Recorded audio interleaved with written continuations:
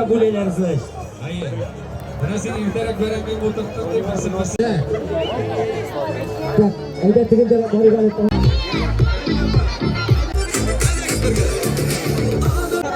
Gıdırlı bakar.